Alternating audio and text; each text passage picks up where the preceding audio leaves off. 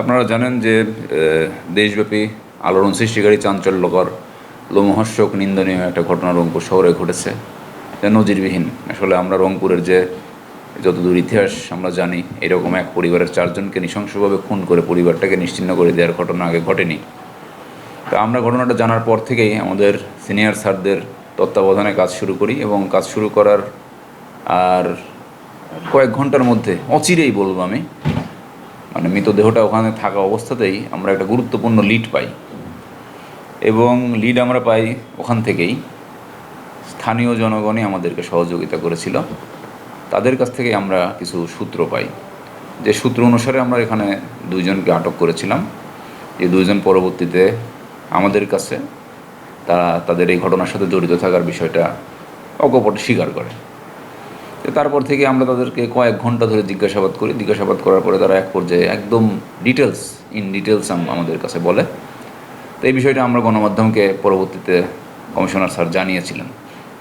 এর পরবর্তীতে তাদেরকে ওই দিন বিকালেই, অর্থাৎ শনিবার বিকেলেই আমরা তাদেরকে আদালতে সোপর্দ করি। তো বিজ্ঞ আদালত অত্যন্ত ধৈর্য সহকারে প্রায় 5 থেকে 6 ঘন্টা নিয়ে তাদেরকে জবানবন্দি নিয়েছেন।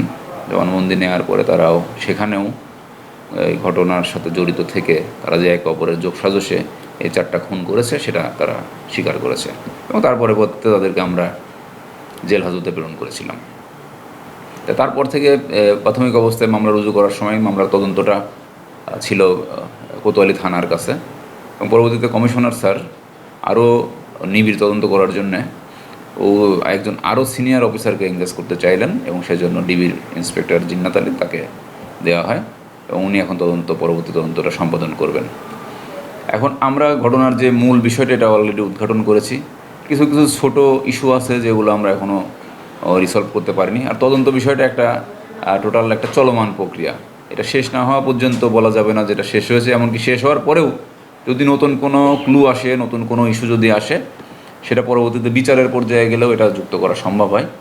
তা আমাদের যাতে ওইরকম কিছু করতে না হয়, আমরা এটা ইনডেপথ তদন্ত এটা আমরা করছি, এবং প্রত্যেকটা খুঁটিনাটি বিষয় প্রথম থেকে এখন পর্যন্ত যেগুলো আসছে প্রত্যেকটাকেই আমরা আমলে নিচ্ছি এবং প্রত্যেকটাই চুলচেরা বিশ্লেষণ করছি।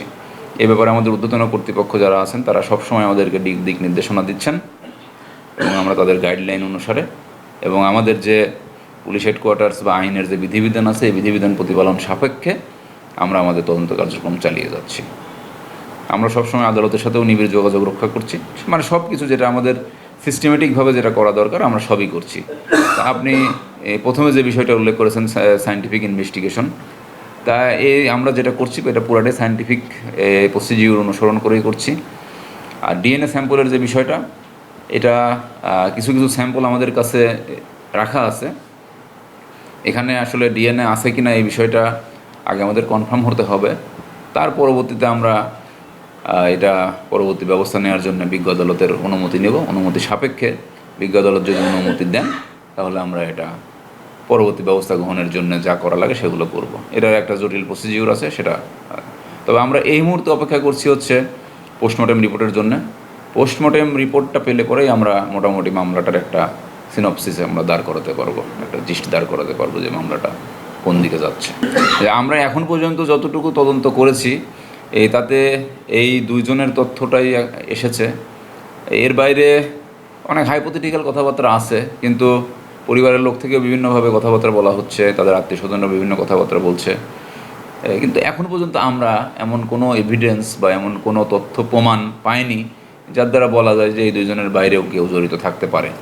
তবে আমরা সবার কাছে আহ্বান জানাবো যে কারোর কাছে যদি সুনির্দিষ্ট তথ্য থাকে, শুধু তথ্যের জন্য না, কোনো হাইপোথিসিস না, যদি কারোর কাছে কোনো তথ্য থাকে যে এরাও এর সাথে জড়িত থাকতে পারে তাহলে আমাদেরকে একটু জানাবেন। যদি যে কোনো মাধ্যমে জানাতে পারেন, মানে যে কোনো মাধ্যমে জানাতে পারেন, আপনাদের নাম পরিচয় সম্পূর্ণ গোপন রাখা হবে, এটা আমরা নিশ্চিত।